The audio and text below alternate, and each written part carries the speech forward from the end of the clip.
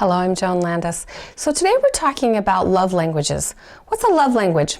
Well, we all have different ways that we communicate that seem to resonate with us.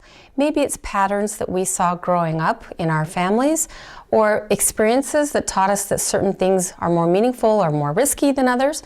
And so we kind of have a particular style that we like to express and receive love. Okay, and that's pretty great. If we can start learning what our love language is, and also the love language of other people in our circle, in our lives, it can really help us to do a better job of expressing and receiving love. So, for instance, if somebody, they really love to be outside, active outdoors, and they want to share that experience with someone they love, and they're like, hey, let's go hiking up in the canyon. Wouldn't that be awesome? And they do that as a way of trying to express their love and improve their relationship. But the person on the receiving end is kind of like, I don't really like that, I would prefer to snuggle on the sofa and talk. So, we have kind of a mismatch there, right? And the first person can feel very unloved when the second person feels hesitant to do that particular activity, right? So, the conversation about love languages can be very helpful in understanding how to give and receive love in ways that are meaningful to the person that we're connecting with, right? Now, this is not just for spouses, but it can be for colleagues, and it can be for extended family, neighbors, things like that. And so one of the big clues to people's love language is that they will generally give to you what they want to receive. If they haven't been if they're not fluent in love languages, that's our first impulse to do that. We want to give what we want to receive. That means love to us, and so we project that on other people and say, well, there it is.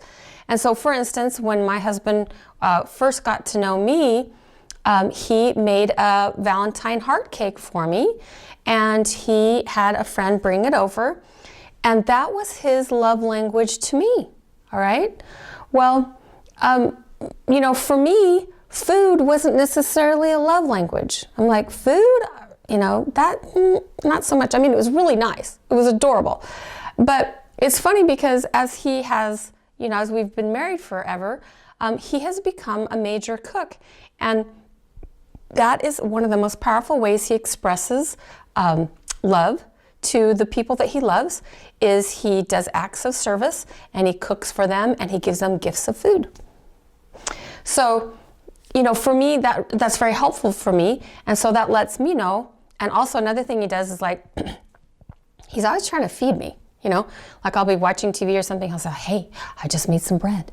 Do you want some bread? And I'm like, sure, but that wouldn't really necessarily cross my mind as a way to express love, but it's a great way to receive it, right? So just understanding that people will generally give to you what they want to receive, that is a huge clue. That is a huge clue. If you're trying to figure out other people's love languages and how to speak their language well, just notice, what do? Do they send you cards? Do they give you gifts? Do they want to take you out to lunch and spend time with you? Do they say really complimentary things to you? Do they want to touch and hug you and be with you physically? Those are some of the different love languages. We're going to talk about them a little more, but it's really, really helpful to know what means love to other people so that you can perceive their efforts as loving and not miss it. And then also you can know what to return back to them that means love to them, okay? And then the next stage is when you start knowing your love language, you can actually maybe express to them. You're like, you know what? The way I feel loved and safe and secure is when I can have a conversation with you and really talk to you. That makes me feel really safe and secure. Or, when you will just hold me, when you will just hug me when I'm in distress. You don't have to say a word to me. Just hold me. right?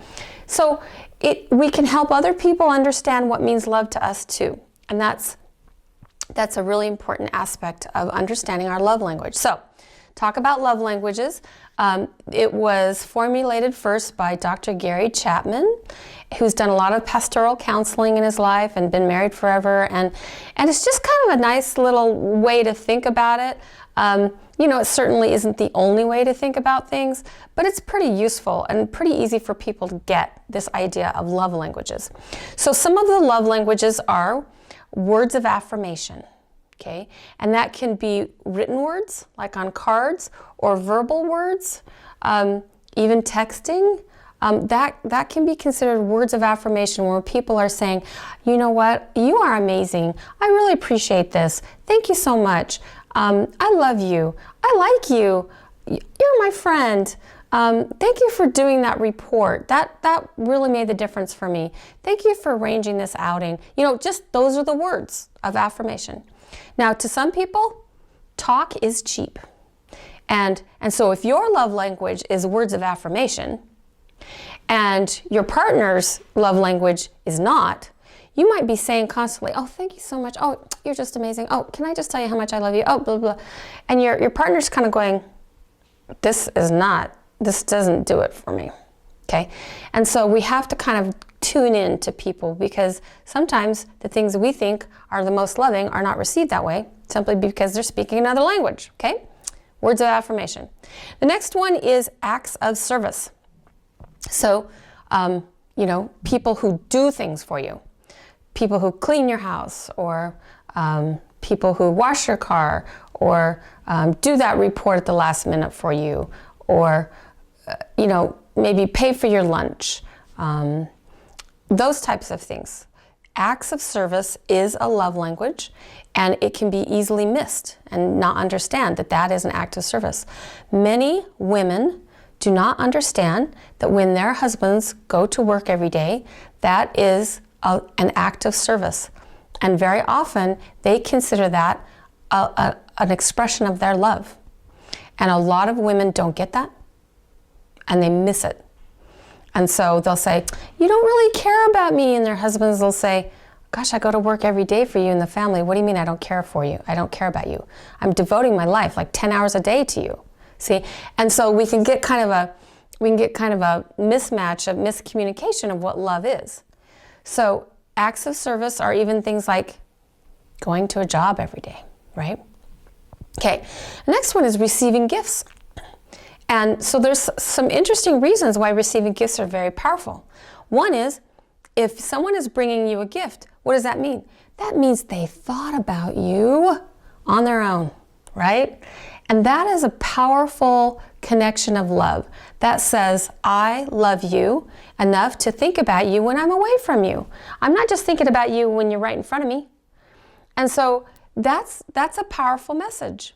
And then I thought about you enough to make a little sacrifice and get some kind of gift, even if it's a daisy or a candy bar, or it could be something dramatic like a ring.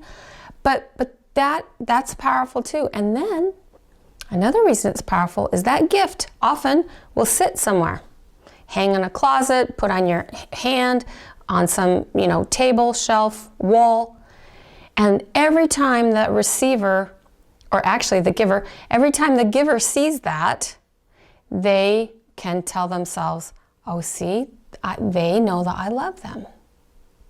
And so that's one reason it's kind of important for men to buy a ring for the woman. And women often like that, but it's also important for the man to be able to see her wear that and to say, oh, there it is. She's acknowledging it, and that helps our relationship feel safer and more loving. So for those reasons, gifts are very powerful.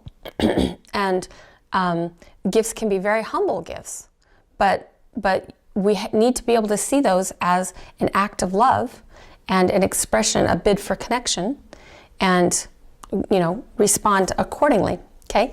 Another one is called quality time, and that's where we spend time together, right? We're not in different rooms on different screens. We're actually together. We're talking, we're doing things together. Maybe we're doing vacations, we're working together. We're just cleaning the house together. We're doing hobbies together, right? Fun things. going on dates, and just enjoying each other's company. Now, some people have a low need for that kind of in the same room connection, and other people have a very high need. And so as you kind of tune into each other, just kind of notice, is that other person asking to spend time together? Do they get upset and angry if you can't spend time with them? Oh, if so, they've given you a little gift, a little door into their heart, that time together is very important to them. Also, another thing is that sometimes as kind of a love test, you know, your loved one may kind of say, all right, you know, you can either spend time with me or you can spend time at the office. And it's a little bit of a love test. It's kind of saying, which one are you going to pick? And if you pick the office, that person may feel very unloved. So just be aware that if that's their love language, you need to respect that. And not necessarily that, you know, every time they need something or desire something that, you know, you fulfill everything, but just be aware that this can be a very big, much bigger issue than you think, and you really don't want to step in it. So there's that one. And then the last one is physical touch. And physical touch is everything from just sitting close to each other, holding hands, putting an arm around you. You know, it's like sometimes people want their partner to demonstrate that their love in public, and so they really want the arm around them, or holding hands as they walk, or you know, it could be something like a massage. It could be a pedicure, a manicure. It could be rubbing lotion into, you know, for sunbathing, anything like that. It could be combing each other's hair. And so those things are very, kissing, of course, you know, that's a great one. Any kind of sexual foreplay, sex, of course, physical touch. And so, you know, you just have to kind of understand that for some people, that really means love. Maybe they can't put words to their feelings, but they can demonstrate with their body that they want that connection and acceptance, and that's how they're expressing their acceptance and love for you. So what I'd love for you to do is go on Gary Chapman's website. You can just Google 5 love languages. Go on his website, take the free quiz. It's like 10 minutes. Have your partner take it, or a friend, whatever, you know, kind of relationship you've got going, and then find out what you are. And I think they give you the top 2 of your love languages, and find out what you are, and tell us on forums if you're surprised by that, if that confirms where you are, if you're surprised by your friend or partner, and then what you're going to do to express and inform your friend or partner, or to fulfill their needs in ways that mean something to them. So have fun with that. It can really make a big difference in just having a more loving relationship. So see you soon. Thanks. Bye.